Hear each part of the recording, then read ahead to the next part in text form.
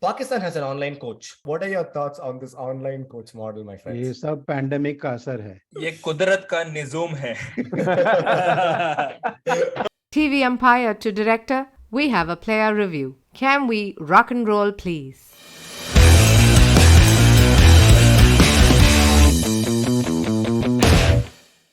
Hello and welcome to the 57th episode of Bits and Pieces. Safe to say, there are so many bits and pieces of it now, it is more or less becoming a whole. Talking of holes, India dug a pretty solid one for Pakistan by deciding they will be snooty, snobbish, cynical, selfish, belligerent, grumpy tyrants. But belligerent, grumpy tyrants aren't the most important BGTs this week, as a much more critical BGT begins to determine the fate of WTCs and so many careers. But that and a lot more in store for today's amazing episode. But let's dive into our fabulous panel. First up, there is a rule in BNP that we should always introduce the newbies or newbies because he is a busy himself. Our newest entrant on the BNP Honors Board is universally known in the local Bangalore school area as that kid who got hit for 6 sixes by Robin Uthappa back in school. Went on to interview Anil Kumble before the Kings 11 season they got mauled, which could literally be any season, and is now an AVP for companies that sponsored the Indian cricket team and later Messi. Say hi to our very own Bissy. Hi Bissy. Sorry, I disowned the last bit, but yeah, thank you so much. I very much wear the 6 sixes as a badge of pride long before Ravi Shastri came around. Thank you so much. Absolutely, and such a pleasure to have you here. And you are a celebrity for us, so thank you so much for being a part of it. Following Busy, after debutants, we need some celebs. And there are some on this panel that can boast of being on one cricket podcast. But here is a man who's now on 2 cricket podcasts. So knowledgeable about cricket that his mere words are idiomatic. His newest cricket podcast has been picked up by Audiomatic. The static to our ever dynamic panel, our tactic to make bits and pieces sound awesomematic. Please meet Choppy McChopface, alias Abhishek Chopra. Say hi, Abhi. Thank you so much. Thank you for plugging in the other podcast too. Great to be here. Thank you. We're so happy to have you. It is IPL season. And in India, IPL season starts in early January and ends in late November because India can never get enough of the IPL. Unlike this man, who never gets the IPL itself in general, and despite being exceptionally soaked in the long form of the game, his short form goes into full form when he decides to deform the nonsensical small bash league we have every year. As far as Premier Leagues go, he supports WPL, in the sense he says why play leagues when we could play tests. The purest swanky tank from Australia, meet Hank alias Mohan Krishnamurthy. Oh my god. Somewhere you're going, Murli. This is Tony level intro, man. I try my best to do justice to the man here because we don't have him. Say hi, Hank. Thank you for being here. Thank you, Murli. Finally, to top this off, we have a stand-up comedian who frequents the habitat. Though his true persona is to be a diplomat who believes India's fortunes at BGT deserve a caveat. A man who can pull cricket stats and memories like dry clothes or a laundromat. A salesman who sets his weekly quotas on measured levels of fire like a thermostat. A true cricket hero that can go across formats like an acrobat. Say hello to Vikas, our classy little cricket wildcat. Thanks, Murli. Thanks for the lovely intro. Glad to be here. Glad to have you all. Today we have a packed agenda, guys. Some phenomenal things happening in the world of cricket. And of course, before we move on, I want to call out our imaginary panelist, Karthik T. alias Cartographer, who walked out 15 seconds before the podcast was supposed to be recorded. Poor guy got caught up, but he sent a whole bunch of topics. And I think we should start. I wanted to start with the BGT build-up, but there is a lot of built-up rage about what is been happening with India saying no to traveling to Pakistan for the Asia Cup. So I think that's where we're going to start. We'll go around the order, preferably in alphabetical order, of course. Abhishek Chopra, what are your thoughts about India deciding not to travel to Pakistan? I mean, it's just insane, but not unexpected. India has been taking that line for many years now, and with the current pass that be at the center of the Indian government, I don't think it's going to change anytime soon. They have too much at stake to change their stance on this. I think the question of security, which was there for so long, perhaps a valid question to some extent, has been sort of absolutely taken out to the cleaners by England and New Zealand and South Africa and Australia. So now it's just a question of ego battles, and fortunately or unfortunately, India has the upper hand when it comes to all matters cricket across the world, and so they can get away by doing that. But it's a move in terrible taste. I just finished reading Wasim Akram's autobiography, co-authored with Gideon Hay, and he describes the parts of his career when he was playing in India so fondly, so with so much love and grace and passion. And same has been the case when Indian cricketers or even Indian journalists have described touring Pakistan. That is just a sad thing that we don't get to see more of it. We haven't got to see more of it in so many years. Uh, I mean, you just hope that someday it ends, but you also know that you're hoping against hope. I guess someone posted in the group as well, right? It is an election year next year, and a lot of funny things have happened. I think the last thing the government can afford is a series loss in Pakistan. So India touring Pakistan and losing a series there is something which they can absolutely. You think funny things have happened? Just wait for the next year or so to see more of and much more of that being redefined. But as Chop said, it's terrible, but it's not unexpected. It was completely along expected lines. If you see that and then combine it with all the visa delays to anyone who has even a mild Pakistan connection, it's the narrative. It's the narrative that's being written and promulgated in any sphere, right? And the delay to Khawaja's visa, it's again an indication of the kinds of things that are happening, and it's unfortunate, but it's just the way things are happening. The contrast is, just last week I finished watching the second season of the Test, which if I may say so, I actually found it better and more relatable than the first version of the Test. For some reason, I don't know why, but perhaps it's because they showed the Australia team traveling to Pakistan and then to Sri Lanka. And under Cummins, I think this team is we're seeing a very different Australia team. One that I have not been used to in 20, 30 years of watching and seeing Australia play in the way Australia does. So I think, you contrast what Australia did in Sri Lanka right in the middle of the civil war that was happening, and then just before that, visiting Pakistan and having an amazing series there.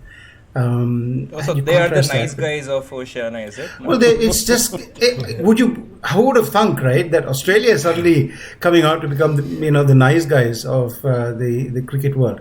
But under Cummins, I think we're seeing a very, very different, very lovable almost Australia. Yep. Anyway, we've gone off topic completely. No, it's fair actually. There is human nature involved in this, right? There is politics, there is power, there is megalomania, but at the end of the day, it's two humans. Basically, you live in London, right? You must have a lot of friends who are Pakistanis. This is not common for us who live in India, but you don't even see, I don't think there is a filter of, he's a Pakistani friend. He's just a human being who's a friend of yours, you think. And how does that play out for you out there, and what are your thoughts for somebody sitting outside? I have like my earliest formative memory of cricket that I can distinctly remember is watching the '96 quarterfinals at Chinnaswamy against Pakistan, and I remember that very fondly. Because I had started following the game because of my father, and he's a very uptight sort of a individual. He's not easily given into showing emotions, but the stand that we had gotten passes to was the stand which also housed some of the ex-cricketers in that game. There was Kapil Dev, there was Srikanth, but all the adulation and admiration was reserved for Imran Khan. And my father was weak in the knees because Imran Khan was nearby in the same stand, and I couldn't understand what's the big deal. We are trying to form the narrative of saying, this is the enemy, yada yada yada, and here is my father who's been uptight all his life, and he's like, oh, look at that is Imran Khan, right? So I find it very bizarre. Again, not unexpected. I was just hoping that Ramesh Raja was still around to take some retaliatory action during the World Cup and say we won't come there. But even that is not going to happen due to the change of guard at the PCB. So unfortunate as it is, I think that's the nature of the beast right now. We just have to wait for all these ICC tournaments to watch India play Pakistan on any sort of territory for that matter. I'll just plug in the other podcast, Chops and Nitin, are on Heads and Tails. So on their first episode, they reminisced the 2004 series where India traveled to Pakistan for the first time since 1989 for a full-fledged series, and the huge amount of love people like Sehwag, Sachin, Balaji received on that tour. Imagine this generation of Indian cricketers, the likes of Kohli, the likes of Rohit Sharma, Jasprit Bumrah, they haven't toured Pakistan in their entire career. The Pakistan public absolutely adores Kohli, Rohit Sharma, Bumrah, etc., Ashwin for that matter. And there would be almost a gap of almost 25 plus years. I'm assuming that there would be a tour in the next 2-3 years. So an entire generation of fantastic cricketers have gone about their business without playing a series in Pakistan. It's actually a shame for both the Pakistani public as well as the Indian public and these fellows as well. The amount of love they would receive. Yeah. Because I'm not holding my breath. You said next 2-3 years, not happening. I don't know if it's 2-3 years. That's what really scares me. I don't know if I will see India traveling to Pakistan for another decade. Also, if this kind of a mindset holds up, because I don't think if it was just 10 people in the power holding panel in politics making those calls, we could protest or people. But I think there is the 500 million or probably more of those people who believe we should not go to Pakistan, because the only people who should go to Pakistan are the people who we say, hey, go to Pakistan because you're anti-national and you should just go to Pakistan and die there. Those kind of people, they don't think India, they think India is demeaning themselves by going to a neighboring country, and that's horrible. Well, there's one idea that suddenly came to my mind. I think several top cricketers should say, really nasty things about things happening in India, and they might get told, go to Pakistan, and they can play a cricket match over there and come back. That's the only. Yes, Or we could have a Mallu team that plays Pakistan in UAE. Or something like that. Yeah. And this. And another thing that also kind of bothers me is I don't know if Pakistan has that resentment towards us. I really don't see if it's a two-way street. I'm not privy enough to the way they think. But like Busy just called out, I mean, it's not just the change of guard, right? And I know there's money involved, and literally like somebody had put up that, I don't know if it's a legitimized quote, but they said, no, if they don't have the likes of the Kohlis, the Rohit Sharmas and the Shubman Gills, they're never going to make money, so they will not be able to hold it. You're literally holding them ransom. I think they have pretty good stars in Shaheen Shah and Babar and Shadab. And absolutely, they bring money to the table. I think that quote is very, symptomatic of how the thought process is, right? And like, I will not bring you the biggest sellable stars of this tournament. What will you do after that? I mean, we all know of Pakistan's economic situation as it is. They are in dire straits right now, and not very far away from defaulting on their international payments. But and they would bank on a tournament like this, which can be bankrolled because they have all the stars come, and you tell them that no, that's not going to happen, and you cut their feet off pretty much at the last minute, because I think all the Asian Cricket Council meetings continue to happen till this week, and they obviously reach no resolution, and it's unfortunate. It leaves a very sour taste. Also a very unfair point, because if you go by that logic, there was no rationale or reason for teams like England, Australia and West Indies to tour India in the 60s and 70s when India wasn't the alleged superpower that we are now.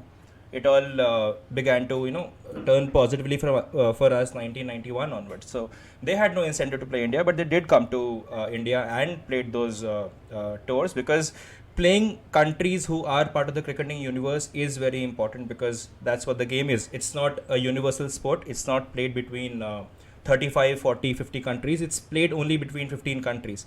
And even within these 15, if a couple of countries refuse to tour a third country, doesn't bode well for the game at all.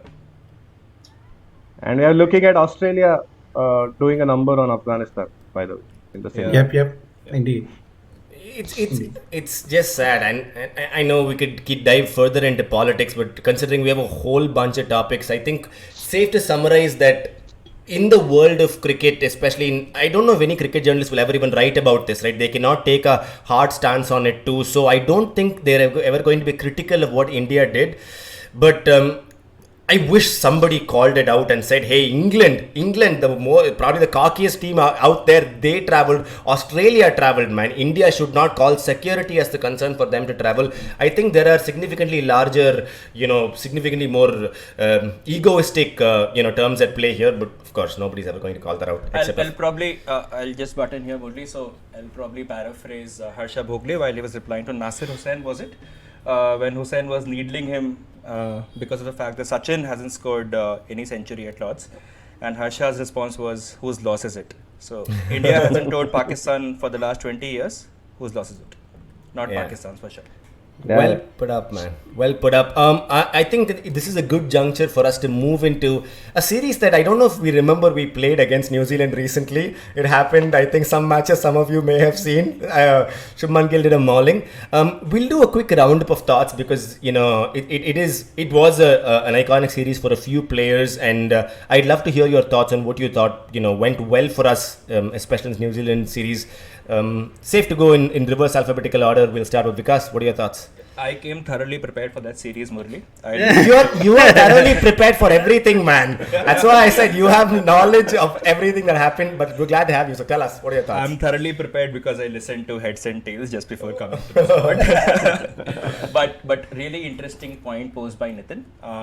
Across the last 7 matches, out of which India have batted first 5 times, all 5 times they have scored a first innings total in excess of 300, of which 4 have been in excess of 350, and the one which wasn't was, I guess, 348 or 349.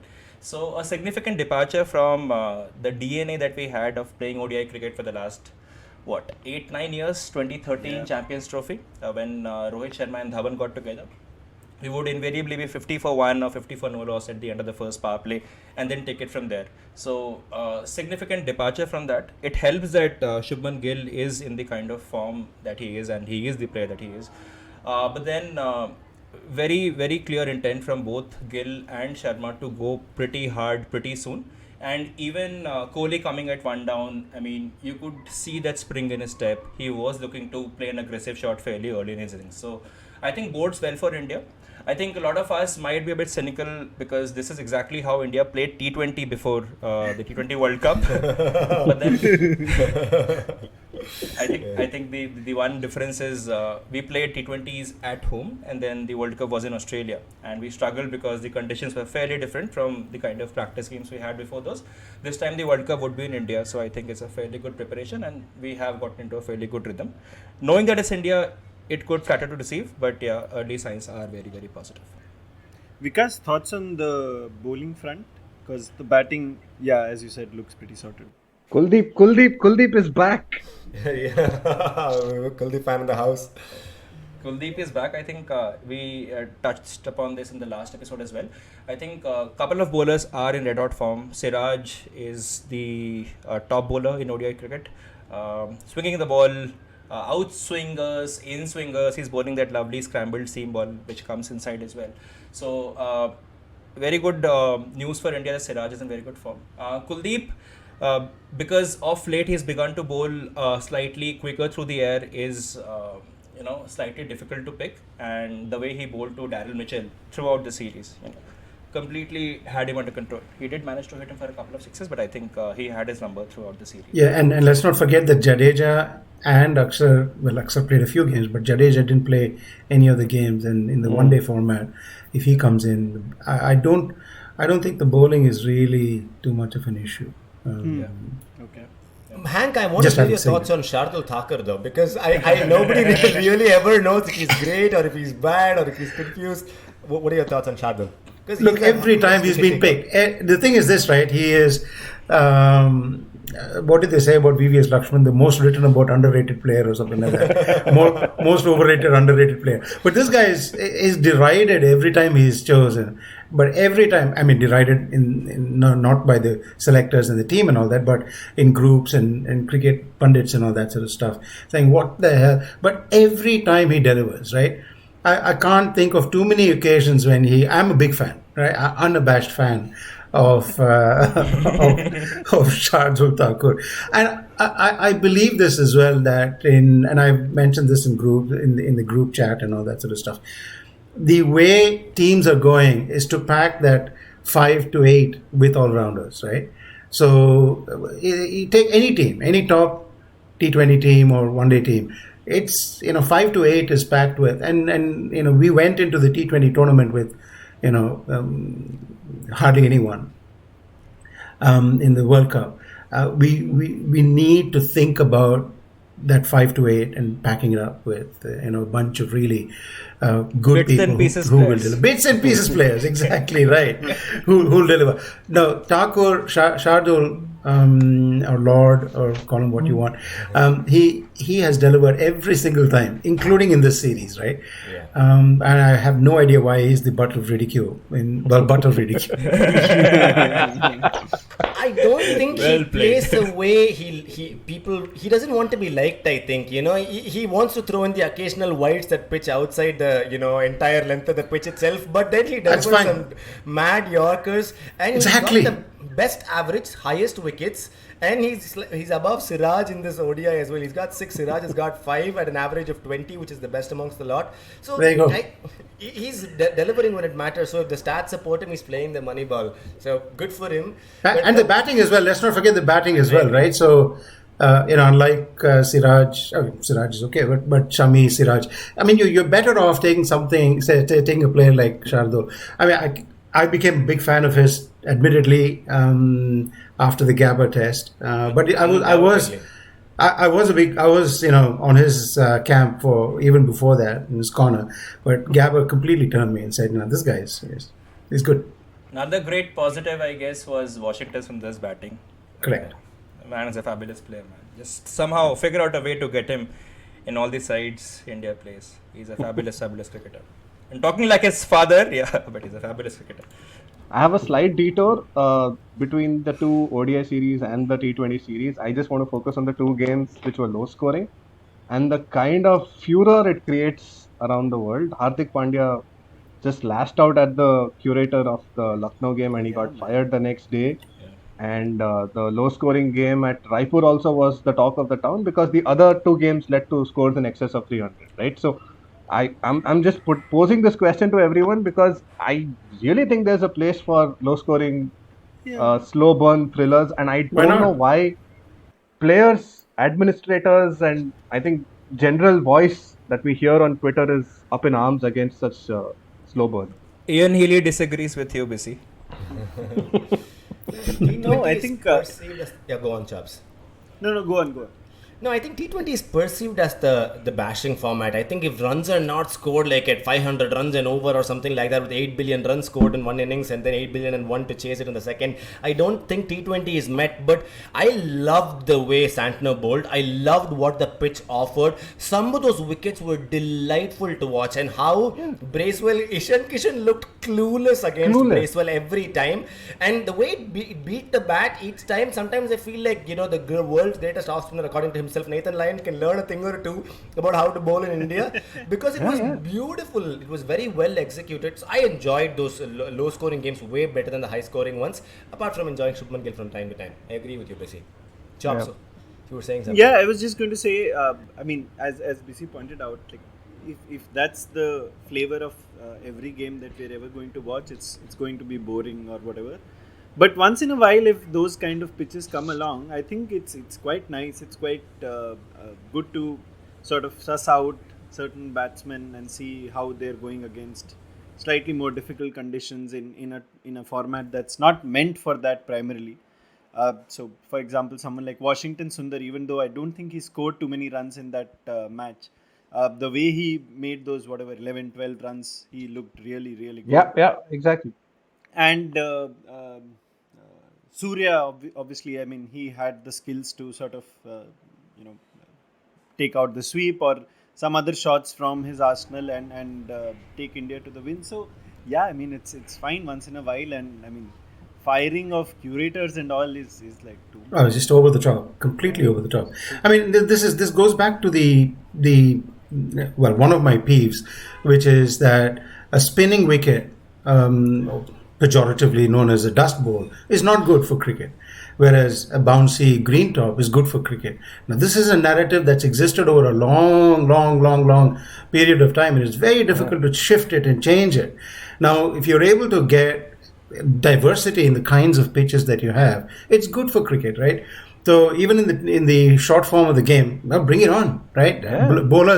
Bowlers are also part of the game, and you know, whether it is T20 or whatever. So bring it on, give them a go. After all, they're part of the team and part of the cricket game, and so on. So bring out the sweep, do play differently. Hey, and talking of sweep, segue, wonderful segue. I have to mention this. I was seeing, was it yesterday or day before, Hanuma Vihari sweep. Exactly, right. Sweep in the Ranji.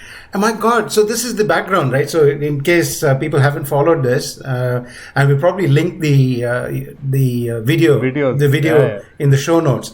So the background is that in the first innings, Hanuma Vihari, when he was 11 or 12 or 14, or very few runs, he got hit on his left hand by this bowler who's Avish Khan, exactly. Avish Khan. And he had a fractured wrist. So his dominant hand, his left hand, he couldn't play with his left hand. So he played left-handed, in which case his right hand became his dominant hand. So he was batting left-handed. So it was basically, we go into a territory of, you know, overuse of adjectives in describing the shot. So he was not, you know, Choppy, forget your pre-delivery run-out adjective for describing the now known as Monk, now known as non-striker run-out, which is wrong. Runs or whatever, Pedro. But he was batting left-handed, so he did a switch hit. So he then transferred to right hand, but with his right hand, did a reverse sweep and swept the ball. So basically it's a non-natural hand switch hit, one-handed reverse sweep. That's what it was. And went for 4. Amazing shot. And yeah, people should learn how to play like that on tricky pitches. There you go. What commitment. So that was a pretty sensational shot in general, you know, however you look at it, and the kind of commitment he showed, you know, towards the sport, and being the captain, wanting to not give up that quickly in a key knockout game as well. But considering we have moved from the colors to the whites, it's time to talk about the most important tour in whites this year. Means so much for everyone. The BGT.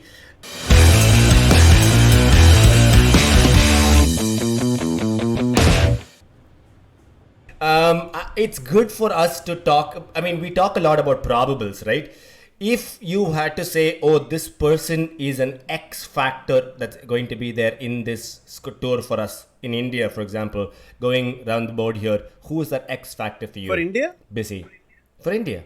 And then we'll go on Australia as well. Or maybe we can do India and Australia together. It's easier to go around it. We'll start one X factor for India, one X factor for Australia, and you're welcome to yes or not include Kohli. For me, I think it's Swepson and this guy, Jaydev Unadkat for India.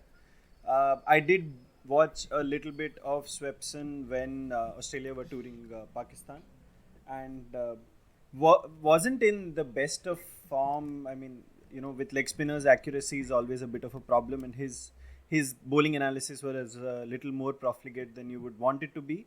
But I think some of the balls that he bowled to Babar and Rizwan in that epic partnership that those guys had, they were quite good. He was unlucky to not get the wickets that he deserved that day, but he was quite good. So, I mean, with Nathan Lyon, I'm always a bit iffy because he doesn't have the straighter one, doesn't have the one that goes away and all of that. But Swepson could be a real handful if the Pacers are able to make early inroads. And Unadkat, I don't think he's going to get a chance in all the test matches, but if he does get a go, probably let's say in Dharamshala, which is traditionally the pitch that does do a bit for the Pacers. I think BC mentioned it on the last episode as well. He could be a real handful, and he's one of those guys who's like in the pink of his form right now, doing well in domestic red ball as well. So even if that impact is only for one test, it could be match defining. Significant. Yeah. I would go for. Sorry, fine. No. I think for India, I would any day, all day, every day go for Jadeja as the X factor. For Australia, I'm I hope Cam Green gets better. They're pinning a lot of hopes on him. Swepson, I'm really unsure about. I take Choppy's point, but I'm really unsure about spinners doing well. There are very few spinners from overseas that have actually done well in recent times. There are exceptions, of course. There are examples, and we can come up with many who have done well. But I really do. I can't see Swepson doing well. But maybe, who knows? But I think Cameron Green is a big draw card for Australia. He gives that team the balance, and his ability to play as a third seamer means they can go with three spinners. But So he's not like super fit right now, right? So I'm not sure For bowling at yeah, least. for the bowling part, he's not like agreed. there right now. He's iffy on the bowling. Agreed. But today in Michael Craddock on the Offsiders. Insiders, ABC, Offsiders, which comes just after the Insiders, which is a political commentary, the weekly show, did say that there's a chance that he might play and bowl. So who knows?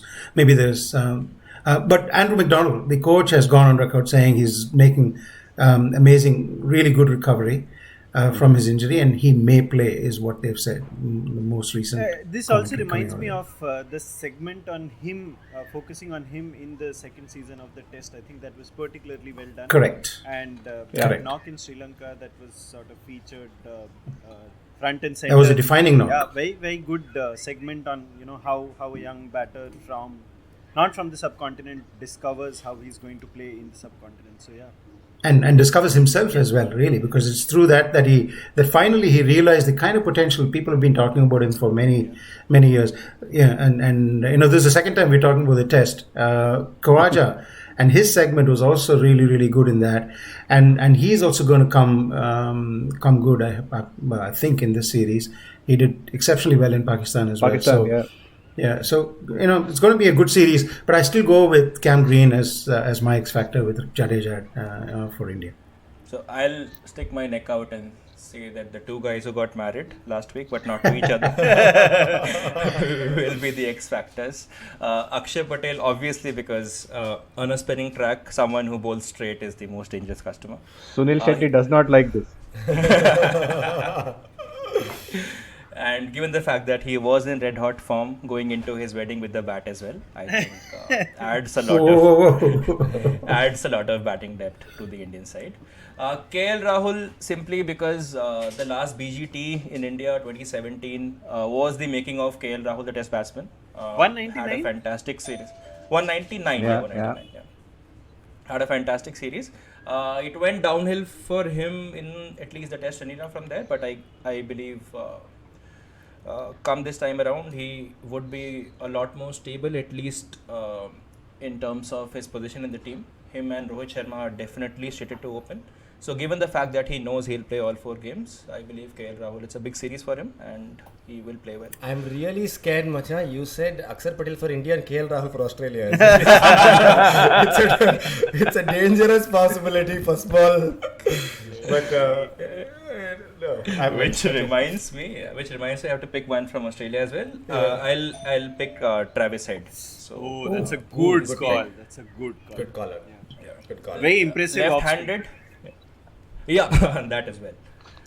Bats left-handed, is fairly aggressive, and generally on the subcontinent, if you keep on blocking, you will find a ball which has your number on it.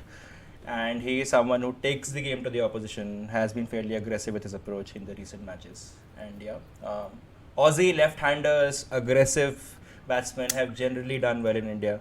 Alan Border likes this. Marcus North likes this. True. For me, India, it's the obvious choice, the original version of Ravichandra Ashwin. Not the 13 different lookalikes who are peddling their wares and in some four corner of Bangalore right now for Smith to pick the wrong one out. For Australia, I think Cam Green will come. He's had a subcontinent series. If he bowls, so be it. I don't think that is going to be the difference maker. I think he'll really come into his own as a batsman. and that could be a problem. India are traditionally very good with every newcomer. We treat them very, very well. And anyone who's on our shows for the first time, or if you are making your debut, all the better. Please come and take a bucket load of wickets as well if you're at it. Yeah. So I think he's primed to do well in this You know, series. in all this, we're completely discounting, or perhaps not discounting, but not mentioning Pat Cummins, who was Oh, yeah. so good on that last day in Pakistan. He was Gaba. good. Thanks, Rachapi, No. for completely ignoring my two picks. But yeah, I have two picks as well. And as somebody who bowls medium pace is a fairly good part-time profession over the weekends, both my picks are medium pacers. I have Pat Cummins and Mohammad Siraj. And for me, I if we can say, oh, we're going to miss Bumrah, we believe that pace will do something on these pitches. It's not going to be the mainstay, but it'll do something on these pitches when the ball slightly begins to show some kind of activity. I think the people who can make it happen are like literally the world's best bowlers like Bumrah and Cummins. And Cummins is coming, like I was literally thinking of what Cummins did in Pakistan. That last day was not the Australian spinners making things happen. It was Cummins beating the bat, and you never know if it's going to run into your path, thud into your pads, or beat your bat and go out. He was real, and in that minimal amount of movement he made things happen, and the light was dimming by the second. So there was a lot of things playing against him, and Pat Cummins can make those things happen. And my other X factor for India is purely based on, I have a limited amount of skill, but I can put 100x amount of intensity into that skill to make you fear what I can bring to the table. And that for me is Mohammad Siraj. I think he's not going to be. There is a phenomenal video by Ashwin. Of course, every video is by Ashwin. But there is a video by Ashwin recently where he talks about Mohammad Siraj, and it's in Tamil. He alludes to this Tamil movie called Varise, where he says reverse swing venuma, reverse swing irukku, pace venuma, pace irukku, swing venuma, swing irukku. He's got all the tricks and he's learning by the day. But when he comes at you, he's got this intensity where he's looking down on everybody. You can be a number 11 batter or number 2 batter, but I'm going to stare into you and come back at you hard in 30 seconds again. And I think that fear is outstanding. So they are my two X factors. Yeah, I mean, Nice. that mention of Siraj actually reminds me of a very nice interview Bharat Arun did. I think it was on 81 All Out. Yeah. Where I mean, I can't, even for whatever Siraj has done, I can't go past that impression of him where Bharat Arun mentions that when he was the bowling coach and Siraj was sort of on the sidelines playing for whatever IPL team, he used to get a text from him every now and then, sir, kab bulaoge, kab bulaoge, kab bulaoge. And then when he was in the team, it was like, sir, team mein kab loge, team mein kab loge. And that It was in Kuti Story, right? Ashwin's Ashwin also speaks about it. Okay. I remember this from the 81 All Out podcast, but I'm not sure.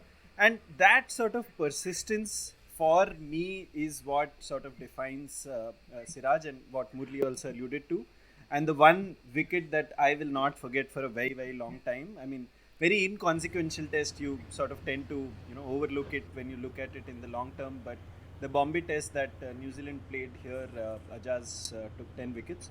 There's this particular dismissal of Ross Taylor, who was by then at the last stages of his career, but that one brilliant. ball to sort of Yeah. send the off stump for a cartwheel from Siraj was, man, pure magic. And it was so good to watch that right behind the bowler's arm in the stadium. So good. And, You saw it live, is it? Yeah, I was in the stadium. I saw it. Oh, live. okay. It was That's why.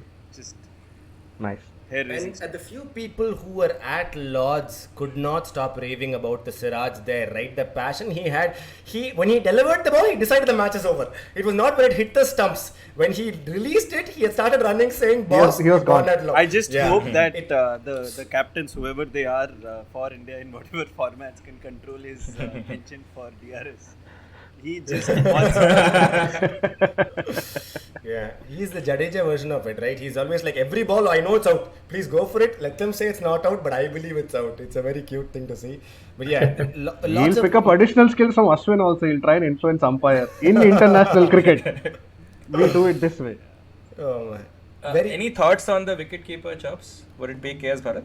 I hope it's KS Bharat, man, because I mean the one skill that is very very important on Indian pitches is wicket keeping, especially Keeping with all too. the spin that will happen, bounce will happen, Yeah. low, high, this that, whatever, reverse swing. So the other option is what? Ishan Kishan. Yeah, I don't think he's Ishan there Kishan. right Or now. KL Rahul. KL yeah. Rahul will learn to keep. Oh God. And hence he's the X factor. I told you, right? He picked a careful X factor. Every ball that's come straight to him, he'll do a well left and be like, oh, I'm not batting now, I'm actually keeping, I forgot. So, yeah. Oh It'll- God. And I think there were glimpses of him in that one test he replaced as well, right? And he came keeping Yeah, for a yeah. little while. Same Bombay test, He- huh? Oh, yeah, same time, of course. And he took some Is- great is- takes. Great Oh, catch. amazing, Great amazing. catch. Yeah. So I'm kicked for that. Any fears you have about the Indian batting? We should address it. Any fears? Of course, you lose your best as batsman on the eve of a major BGT. I think, definite cause of concern. Good thing for us though is that, and I'm sticking my neck out again and saying, despite being the biggest Sky fan there is, number 5 has to be Shubman Gill, given the red hot form Yeah. he's in and given his first class record. Sky can wait, his time will come, but given the sheer number of runs, the mountain of runs Gill has scored, it has to be Shubman Gill at number 5. I might not. I may not even be surprised if come test 2 or 3, Gill might even be moved up to to the number 3 spot. I've said it, and then someone else comes and Sky comes in at number 5, where you need that kind of impetus to move forward. At the moment, it's impossible to think of anyone else in the number 3 spot. It's just not possible to do that. But I think there will be a time when you need to do the transformation. You can't do the transformation, at one shot. You have to do it in a sequential way, and this might be a series, but that will depend on the score. That will depend on the series score, right? If India does well in the first 2 tests, then I think it's a good idea. You don't want it to be a desperate move that someone is actually pushed out of the team or just out of the team. You want it to be a progressive move for the future, and I think that is the move for the future. If you have the openers sorted, India needs to and see Gill its is in place for form the WTC final as well. as well. Yeah. Exactly right. Nothing exactly is. right. This is not a throwaway test series that we just Absolutely not. lock horns against Australia with no consequences. There is a lot riding on this. Australia are through to the WTC final, so that this series is more important, and there is a lot more at stake for India than Australia, in my opinion. For me, I don't even think we can afford a draw or a worst case a loss in the first 2 tests, because it changes the dynamics of everything. And I think those 2 tests will set the tone for what we can do, later in Dharamshala and after that. And I'm little worried and pained by the fact that after 4 wickets fell down is when fear would come to the opposition when we had Pant, man. Like when he was there in the lineup, and again alluding to Ashwin, I don't know why I watch so many Ashwin videos, I need some rest. But Ashwin was saying in another video where Vikram Rathore goes up to the Pant, who's sitting with a towel over his head and chilling on the eve of the last day against Bangladesh, and he goes, hey, who should I send with you as a night watchman? Should I send Jaydev? Should I send somebody else? And he's just sitting there and he's thinking, does this ground have a watchman? That's good enough for me. Tomorrow I'll play. And then but who do you want with you? This ground as a watchman, right? That is good enough. Tomorrow I'll play. Whoever you want, you send. Tomorrow I'll play. And he just puts the towel to the batting coach, because that's the badassery that Pant brought to the table, man. Where he's like, you bring the world's best bowler, you bring back the quartet from West Indies. I'll play what is there. They're all old people. I'll be fine. And I think that I'm going to really miss. I'm saddened by the fact that he's not with us. The only good thing, Murli, is because it's being played in India, we do actually have a lot of batting depth. So, in all likelihood, we will play Ashwin, Jadeja, and Akshay Patel. Possibly. All 3 are fairly good batsmen. Which brings me to the other toss-up. So, Kuldeep or Akshay, who starts? Akshay. Akshay, no doubt. Always No more doubt, right? batting, though if the pitches really begin to turn and Aksar as a spinner does not turn the ball, actually I think it would be a good thing to bring Kuldeep, because I really love the way he's turning the ball right now. He's giving it a solid rip both ways, and I would love to see him play and for what he did with Bangladesh as well, right, where he could show some amount of capability that I can take turning pitches and bring something out of it. I would like to see Kuldeep play, but I wouldn't be surprised if like Ashwin in England, Kuldeep never gets a go in all 4 tests here as well.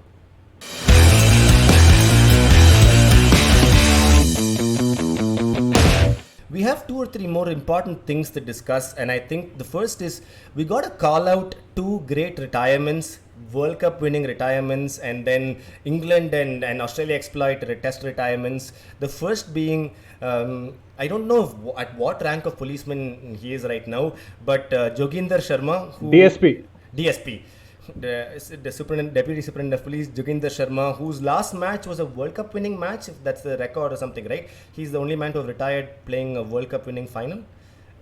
Any thoughts on Jogi? Do you remember him?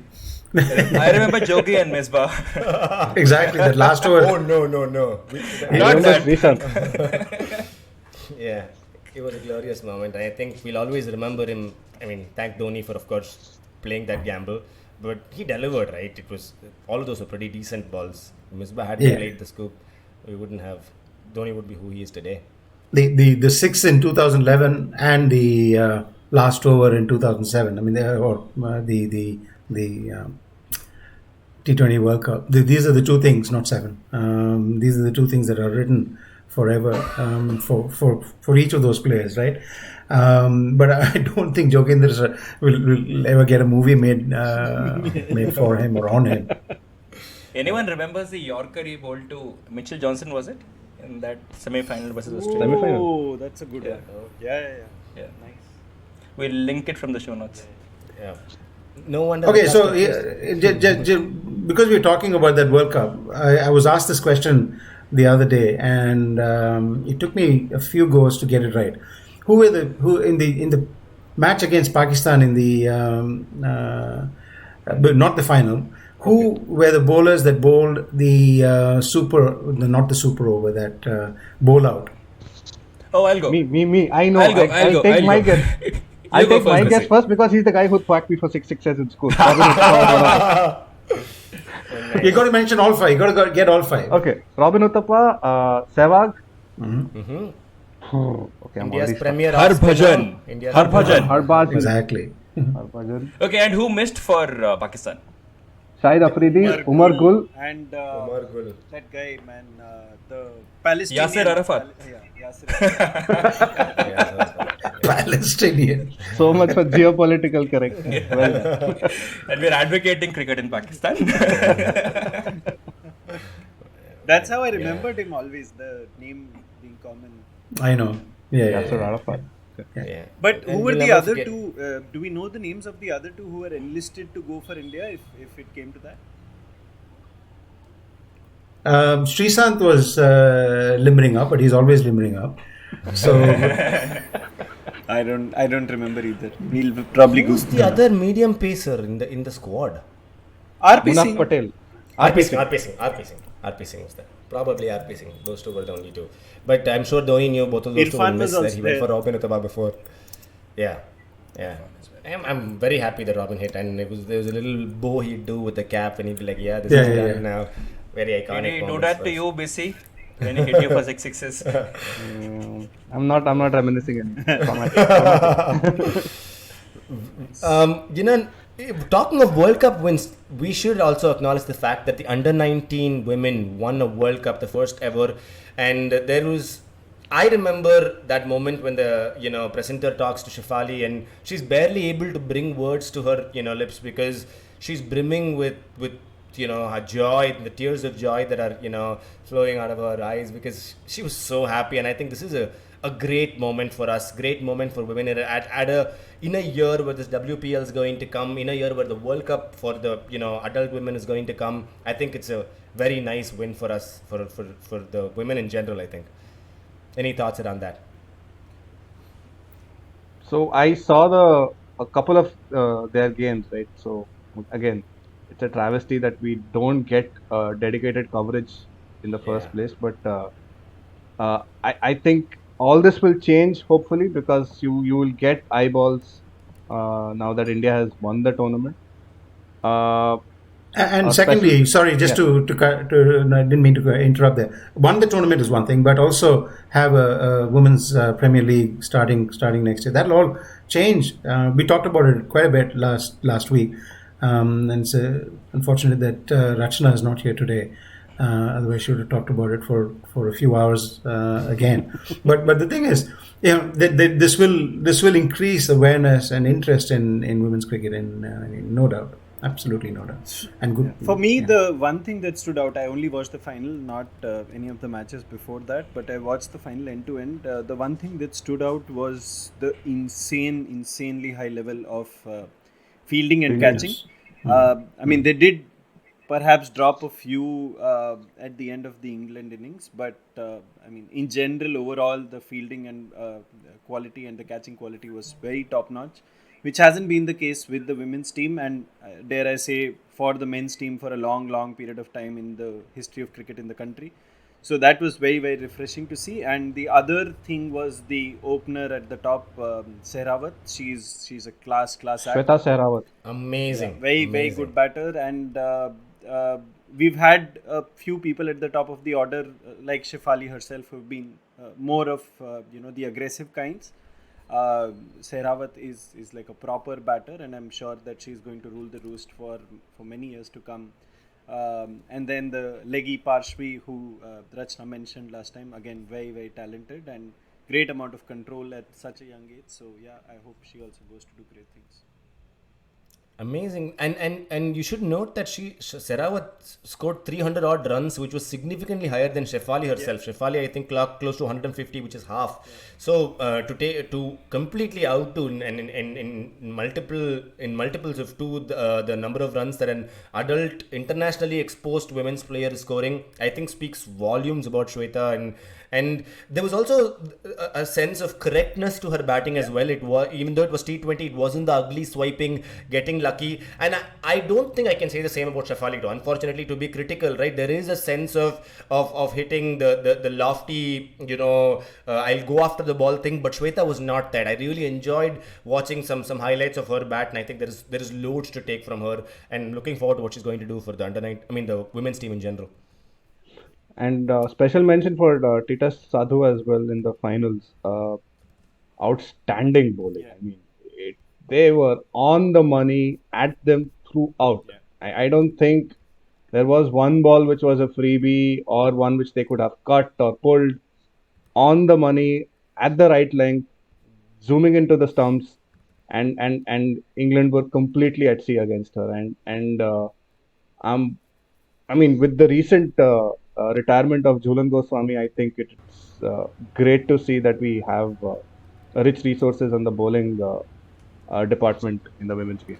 Just a bit of digression, but I think the other thing that the producers ICC did well in this tournament was they didn't pick just the top names, the marquee names as commentators. They actually went and picked a lot of women cricketers, past, present cricketers who actually knew about the under 19 cricketers from each of these countries. Otherwise, I mean, in under 19 men's World Cups, for example, we've seen very shoddy level of commentary where I mean, people just keep talking about which part of the country this guy hails from and nothing beyond that. Yeah. Here, Exactly. the female commentators actually knew the players and were able to talk about them a little more perceptively, which was so good to see, and kudos to the ICC production team for not falling into the trap.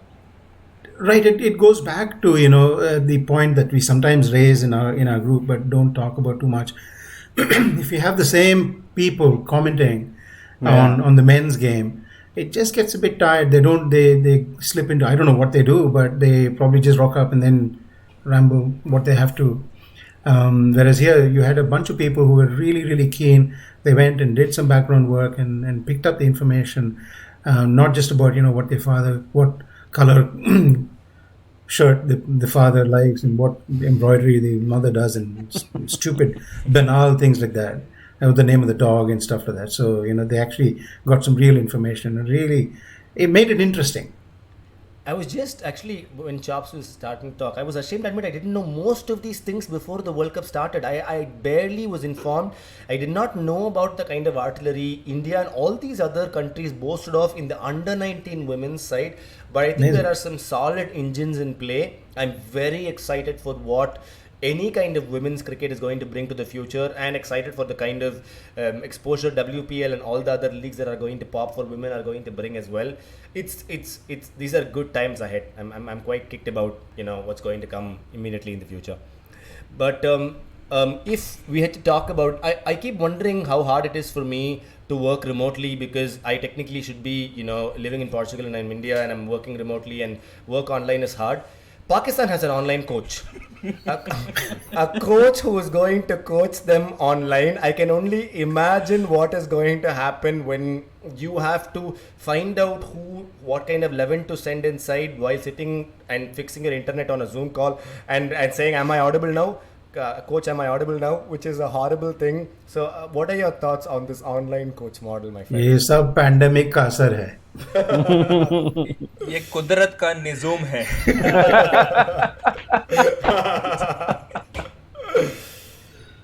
If Najam Sethi is the Zoom administrator, he'll keep everyone waiting in the waiting room. Lobby. And people will be like, oh, we can't, no, we don't have a team because we have no tactics. We have to discuss stuff. It is, I don't know, makes no sense. Yeah, but I think the only saving grace, and Zainab, who's a friend of the podcast, was referring to all of this in the group, is that while this sort of stands out as a sore point, the appointment of Mickey Arthur as an online coach, or online for the most part, I think some of the other changes that they are doing, with analysts and all that backroom sort of stuff, I'm really hopeful with respect to that. So very happy that international cricket came back to Pakistan, and then for them to sort of lose or draw everything and not win anything convincingly was not so great for them. So perhaps a change in the guard was called for, and I hope that some of the other changes that they're making bode well for them.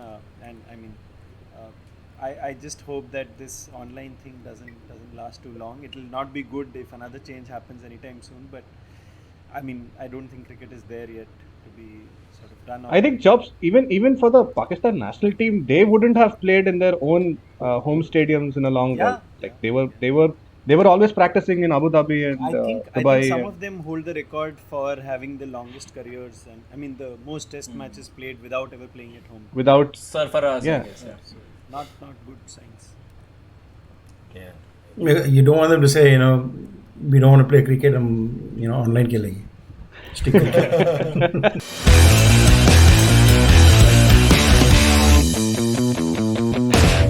I don't know if you guys were following the South Africa-England series. There were some really, really good things to watch. Especially I saw the highlights of the 340 chase. And I know we made a lot of jokes about Bavuma and like, oh, why is he there? And the quota problem and all that. But I enjoyed watching him bat, man. He was relentless. And for somebody to be, I think, 2 feet 3 inches or something, the way he pulled the ball out of the stands was outstanding. And he was playing with fierce rage to make the, both his naysayers and the general critics really rethink their words. And of course, Jafra is back as well. Any thoughts around that? Do you spot the series, Chapi, the rest of you? Okay, I think Bavuma doesn't get the kind of credit that he deserves for some of the tough knocks that he plays in the test format, for example, for South Africa, because it's invariably a 30 or a 40 of whatever 80, 90, 100 balls, and with the rest of the batting order sort of crumbling around him, you don't really have a high score against his name, which sort of adds to the average, and all of those things get better, and number of innings since last 100 etc. don't sort of come up all that often. I mean, I'm sure he himself would have liked to score much more, or more consistently, but that's not something that has happened. So yeah, I mean, good to see him back and playing all those shots and going for it. Really, I always think he's a good captain tactically, so that was good to watch as well. But I think from the English side's perspective, I sense a bit of staleness coming into their play. Harry Brook sort of continues to impress, but other than that, I'm not really sure where they're heading with respect to their ODI game. They're still, going to go for whatever 400, 450 every single match, but just a few chinks in the armor emerging, which I'm sure the other teams are looking at keenly to see what they can do, what they can exploit in the coming days. Not as much of a force as they were, a couple of years ago, even when they had just started, or they were at really the peak of their era when it came to ODI batting. I guess bowling is their problem, Chops, given the fact that they have a lot of mid 120s, mid 130s bowlers in the form of Chris Stokes, Sam Curran, Reece Topley, etc. And if the pitch does not offer any assistance, I think the only man of substance they have is Jofra Archer, who did actually come back pretty well. Essentially, how are you baseball. dissing Sam Curran? Wait, 1 minute. Sorry. Hey. How are you dissing Sam Curran? He's been given the IPL stamp of approval. What is this? He was the player of the series as well in that World Cup, T20 World Cup as well, I think, right? So Was he? he was. He's got the goods, but I think generally because of, I don't know, even if he becomes the impact player, you have to really mention the impact by looking at the scorecard. Otherwise, you won't really know he's played. He's that kind of a player. You just And isn't he one of those bowlers who gets all those filth wickets, Murli? So batsman trying to hit for a 6 and getting caught in the Hey, he was ex-CSK, be very careful. Basically, baseball has become a bit of a bus ball. And I don't know, Josh Butler still seems to be hitting runs at will, and Moeen Ali I think hit a 50 after a few years or something. Hey, Moeen Ali copied Bihari also. Yeah, I saw that. While he was at it. Yeah, he played one of those talwar shots as well. But I just felt like England always looked a little behind, and like you said, yeah, Harry Brooks still looks phenomenal to watch. But they've got the Duckets and a whole bunch of other such bucket-like players in the middle who they aren't delivering the goods, and I think that gap is definitely showing. I guess one good thing for England for this series was Jason Roy coming back to form. He came back to the side after ages and scored a century in the first game. It's still lost, by the way, but Roy coming back to form is something. But I don't know, because I watched a bit of that innings. It just didn't seem as convincing as earlier for Jason. I'm not really sure if he's going to be as good as he used to be. Time will tell, but I didn't feel so convinced about him on his return also. And I mean, the other two matches he just got folded for. Hashtag anyone but England. Anyone but England. I think I get the general vibe over it. And if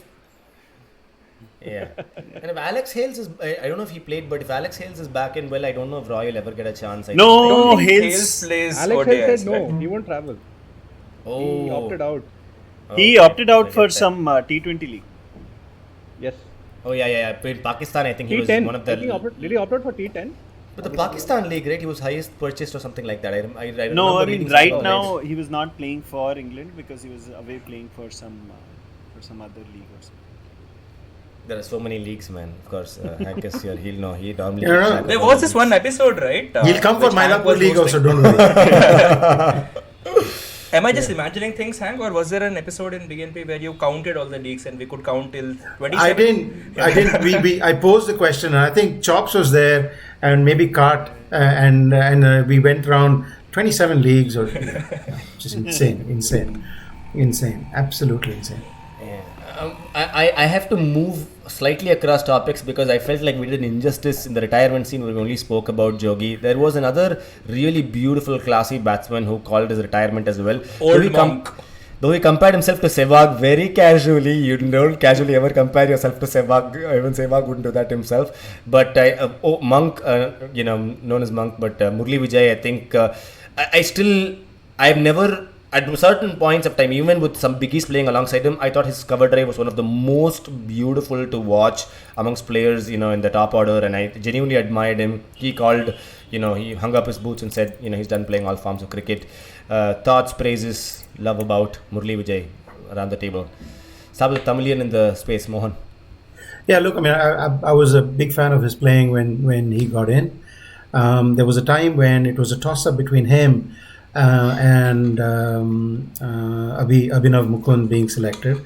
There was a match in which, if I'm not mistaken, it may have been in against Andhra or maybe Hyderabad, but both of them had scored a mountain of runs and put their names up, and Murli Vijay got the nod. And he made good.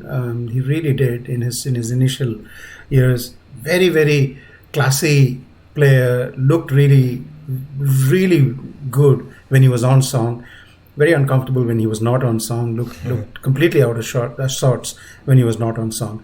But yeah, he did really well in Australia a few seasons. The only one that held one end up after Akash Chopra's heroics in 2003. So yeah, look, I mean, I've always had a lot of time for him in terms of his batting. Towards the end, he kind of slid quite badly. But although his last, he was dropped after 2 or 3 failures Four tests, in Australia. 2 in England, 2 in Australia.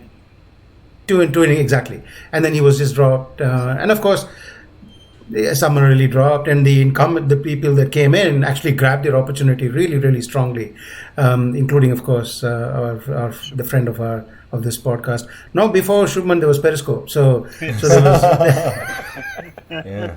It was completely out of the picture right now, sadly. Yeah. right. Although he had a good Ranji, by the way, so a good, decent Ranji outing as well. So yeah, so sad that he called it quits. Perhaps a bit bitter towards the end.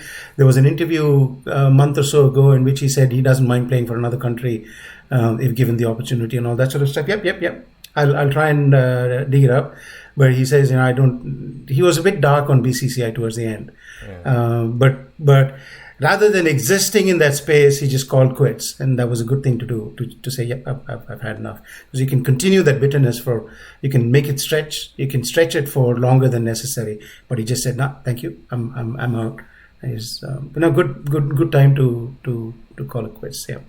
I think for me, the crowning achievement of Murli Vijay was being the recipient of what Virat Kohli said to him from the middle of the pitch, where if we play till the evening, strange things will happen to the backsides of the South Africans. So I think that was one thing that always stood out in my memory for Monk.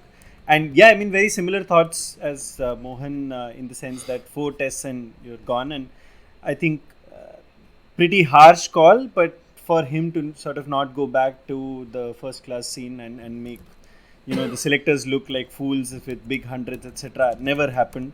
And that perhaps never he was never even discussed as a returnee to the test arena after that, which was quite sad. And then there was the whole incident in the TNPL, which was further sort of a blow to his reputation and all of that. I don't know how many people got to know of it, but it was very unsavory to look at. But yeah, I mean, for the time he played as an opener, the kind of assurance that he gave us at the top of the order, some of the hundreds that he scored, so good to see. Very an opener in the classical mold, and someone whose absence was perhaps not recognized so much, acknowledged so much, because the other guys who came in did a good job. But yeah, sad to see a career that could have been easily a 45 plus average end at whatever 36, 37, and not really fulfilling his potential on the international scene. I don't know if he fulfilled much even on the state level. I think there was a significant wane after that. Like, it was a complete decline, and I think like Mohan said, there was a bitterness towards cricket as a whole, because I don't know if he expressed that kind of love. Like, I know people who were not picked for India. I mean, Jayadev Unadkat is a great example, right? It does not matter if you don't pick me. I'm going to go out and do my level best, take Saurashtra to the victory in across multiple tournaments. Different ways to approach your love for the game. But he's called Monk for a reason. So I guess some of the intakes really didn't do justice. I'm a little bitter against Murli Vijay, because he's cost me a fortune in my IPL fantasy league, because he would always score a century when I wouldn't pick. Yeah. And he has 2 IPL centuries, mind you. So while he might be waxing eloquent about his stoutness at the crease while batting in test matches, he was fluent as hell in IPL for CSK. Yeah. He was very, very good when he was good. Yeah, a good guy. I think it's a good time to close out with our last topic for the day. It's always good to close out with something that we should talk about in general. There is a women's Tri-Series game that happened in South Africa. I don't know how many of you followed that in general, but there was some it speaks volumes about us, guys. We need to watch more women's cricket. I think it's a good call out for us. But anybody here, Vikas, have you been following? You keep stats and records.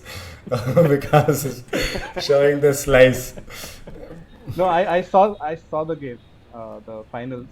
Busy, Just saw tell the us. finals. Yeah. Tell us about Just it. saw the finals. I think India fell short in terms of just. I think the approach itself was missing. Right, so the wicket as such was very sticky, and there was a lot of turn on offer. It was slow, low, and etc. etc. But I think the lack of impetus or a lack of somebody like a Shefali Verma was felt quite solely at the outset itself. I think her addition to the side later on during the World Cup, which will start in a few weeks from now, is what will add that impetus to the top order, and I think that should make a world of a difference. We have uh, another impressive pacer in Renuka Singh, who was also the ICC emerging player, and I think she had a decent outing in the whole tournament. It's a good thing that the Indian squad went there, played in the same country where the World Cup will also happen, so it sets them up nicely for the rest of it. And I think until the finals, at least they had a decent outing. I wouldn't say it was something where they ticked all the boxes, but it augurs well for the tournament once it does start off. I was hoping that one of the under 19 women make it to the national side just on the basis of whatever vibes and potential and all of that, like Irfan Pathan did back in the day when he was plugged out from the under 19 side, which played the Asia Cup and sent to tour Australia and did well there. So I haven't been following the Tri Series, but yeah, I mean, really looking forward to the World Cup that's going to happen on South African shores soon. Not really confident of the Indian team chances, given that we don't have the kind of firepower that might be required. But as BC pointed out, the pitches there could be low, slow, etc. coming towards the end of the South African season as well. So, I mean, if the spinners for India come into the picture and really hold their own against the opposition, that's going to be a good way to approach the tournament, perhaps, for us. I forgot another name I wanted to mention was Deepti Sharma, who I think bowled almost 3 overs on the trot without conceding a single run and taking 2 wickets while defending that 100-odd score in the final. So they were clueless. The batters were completely clueless because it was regular off spin, but it was at a length where they didn't know what to do. So they would peg back, it would turn into them. They would try to come forward, they would lose it in flight. It was sensational. And she uses her pace or the lack of it really, really well, right? And especially with women's cricket and Cap and Woolward, the kinds that if you put it in the slot, they're going to whack it straight over. Yeah. She really ensured that they could not come forward if they had to defend. And if they went back, it was not the length where they could get under the ball. It was really nice. I only saw highlights of the games. I did not watch any of the games live.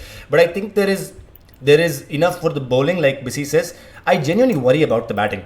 I have cried a little bit before about Harman, and I still continue to cry from time to time because I think, Harman is having the Kohli curse where, you're doing so well, as a batsman that sometimes you forget that it's still your job to go out every match and score runs, that it does not matter how you're perceived. And Smriti, as glorious as she is to watch, it still matters that you set the tone up there. And like Bissy says, if Shefali is not there and Smriti does not set the tone, I think we're having some clear problems in the batting order.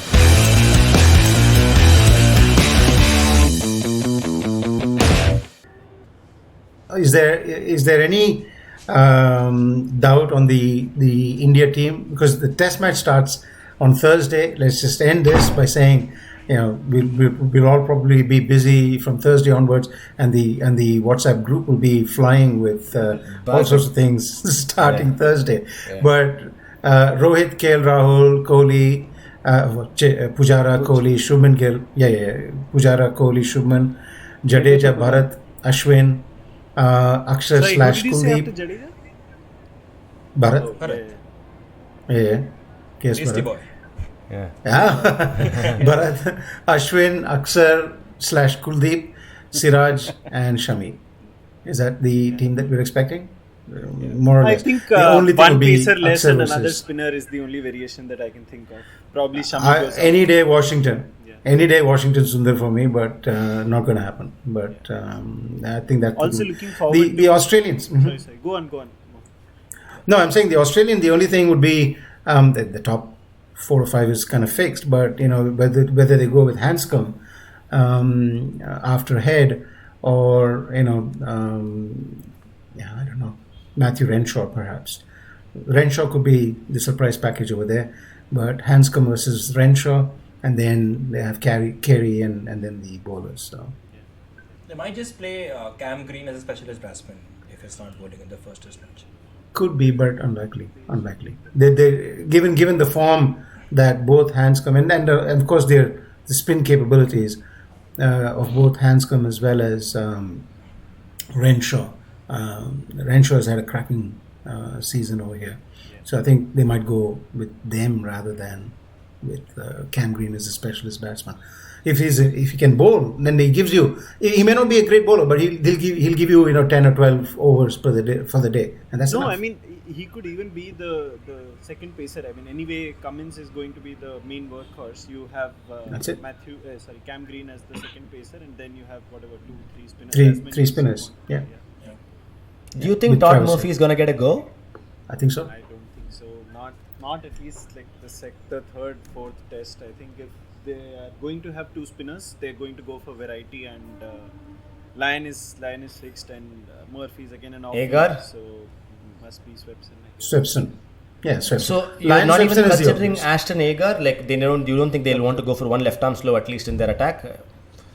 I feel actually, I know you picked Swepson, right? For me, I didn't go for Swepson because in general, the problem with Swepson is he's really soaked. I don't follow his test exploits in the local Australian leagues. Hank, pardon me on that. But I think he's really, even I saw him in the BBL as well. He's a really good short form bowler, especially T20, variations and all that. How is he in the long form? Will he be able to clock in 40, 50 overs if Kohli gets 200 runs? Yeah, no. Swepson. Swepson will be able to do that. I mean, as I was mentioning, he did that in Pakistan as well. So I don't have a doubt with respect to Swepson. When it comes to the number of fours, etc. With Ashton Agar, I think it's not such a good deal because when I watched him in the test that just concluded for Australia at home, there was a pizza-sized rough rather outside the off stump, and he didn't get anywhere kept missing near it. that. So yeah, but I mean, left arm spinners with the kind of pace he has, more the T20 pace in his bowling, could be a handful. But if they're going to play two spinners, my picks are Lyon and Swepson. If they're going to play three, Lyon, Swepson, Agar. Yeah, but only thing is we don't have Pant as well, right? So there's even lesser left-handers in the fray. So I felt like maybe Agar could get a go, simply because you have to understand Agar sounds so much like Aksar, right? And they bowl very similar, types of bowling where I'm not going to give it a rip. It's not going to pitch on, leg stump and move to, but it may go under your bat, underneath the pitch. All those things are very possible for, Agar to execute. So I keep thinking about it, but of course there's no right or wrong here. अक्सर अगर तुम न होते. One quick public service announcement before we head off. Please. Another squad which was announced was the band of commentators. So please watch BGT on silence. And we are not discussing that. All good. Let's keep this alive, and next Sunday is going to be interesting because we would have had 3 days of the BGT, or maybe in fact Maybe we'll be recording when the test match is on. Man, Absolute that'll be cracker. fun. That'll be It's great. going to fun. be cracker. My hope, Watch my along. hope is that it'll be over, and everyone will have their proverbials in a knot over dust balls and spin friendly pitches and this and that. The other, bring it on. I cannot wait. But this was a great discussion. Really lovely, a panel from across the world. And thank you so much for being here. And one important thing we wanted to call out is that one of our people, like I said in the intro, Abhishek Chopra here, has, along with another panelist of ours, Nitin Sundar alias Nittins, and Chappy McChopface here, have started a podcast called Heads and Tails. That's Tales spelt as the stories do TALES. Sachin Tendulkar, who had got out for low scores in the previous matches, was not at his peak after the World Cup high. He came good. The other guy who came good for India, both Sachin and this guy scored centuries. proper throwback of a player, Navjot Singh Sidhu. When Sidhu got out, obviously 2 a run out, Jadeja continued his merry ways from the Bangalore World Cup quarterfinal. And then comes Javagal Srinath as a pinch hitter. Yeah. And he hits 2 fours, but he gets out while trying a shot from 2023. He moves outside his off stump, tries to scoop a ball above the fine leg fielder. We will link this phenomenal podcast to this link as well. It's entirely different from Bits and Pieces because they discuss cricket there. So, They discuss this week's cricket. Yes, and they have previous week's cricket and stats and discuss last year's, last decades, and it's very heartfelt. It's a beautiful listen. I urge you all to listen to it and follow it on Spotify and rate it as well. But more importantly, thank you for joining us today on this wonderful 57th episode of the Bits and Pieces podcast. Please rate us on Spotify. Give us 5 stars if possible. Give us more, and keep recommending us and sharing us on all your social media on Twitter and Instagram. This is Hank, Bissy, Vikas, Abhishek, and myself, Murli, signing off from Bits and Pieces. Say bye, folks. Bye. Thank you so much. See you. DGT.